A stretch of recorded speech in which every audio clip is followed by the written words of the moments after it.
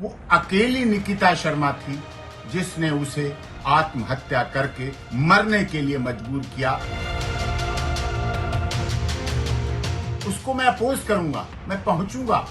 Allahabad high court और उसकी proceeding में पूरा भाग लूंगा और पूरा शिद्दत के साथ इस केस को लड़ूंगा। बुजुर्ग पिता, बुजुर्ग मां, बहन का सहारा छूटता है और ये कलंक हो जाता है समाज के लिए।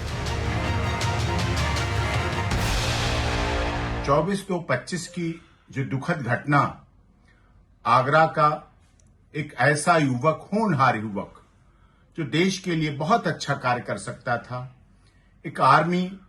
में एयरफोर्स का बेटा, एयरफोर्स के अधिकारी का बेटा, एक बहन का भाई, एक मां का बेटा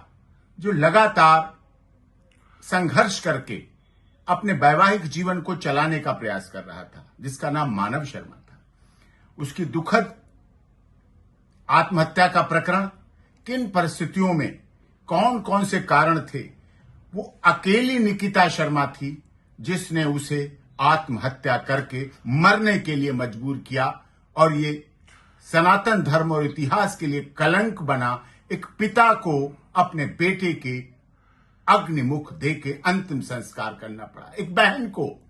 अंतिम संस्कार करना पड़ा, एक भाई का जो रक्षाबंधन का त्योहार आने वाला था उसके। तो ऐसे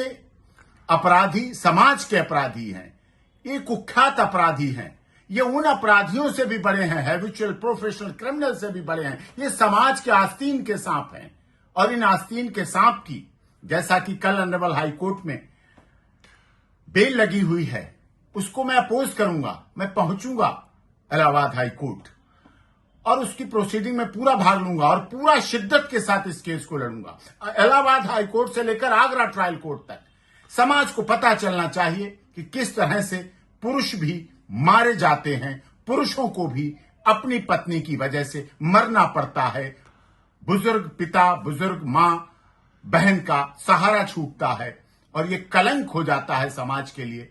तो इस सब को देखते हुए भी, इन सब बातों को माननीय अदालत को भी नजर करना पड़ेगा और आगे आने वाले समय में जांच अधिकारी, अन्य पुलिस अधिकारियों को भी इस पर गंभीरता से कार्य करना पड़ेगा, इस पर बहुत दृढ़ता से कार्य करना पड़ेगा, जिसकी वजह से इस तरह के आगे ऐसे अपराध करने वाले जो आगे ऐसे समाज में, ये सामाजिक बीमारी हो चुकी है, ऐसी सामाजिक बीमारी का इलाज होना चाहिए, पूरी परिस्थितियों में मजबूती के साथ इलाज होना चाहिए, जिससे दोबारा ऐसा कुछ कारण ना बन सके और दोबारा ऐसी स्थिति ना पैदा हो सके। और ये गंभीरता इसलिए आवश्यक है माननीय अदालत का भी और ट्रायल कोर्ट का भी, इन्वेस्टिगेशन एजेंसी का भी, कि इसमें अगर जो मर गया उसके लिए नहीं रो रहे हैं, मौत घर देख चुकी है, आगे हमारे देश के युवा विवाह से भी न डरने लगे, ये आवश्यक है। इसलिए सख्त, कठोर से कठोर कार्रवाई होनी चाहिए। इसलिए मैं इस केस को पूरी शिद्दत से लड़ूंगा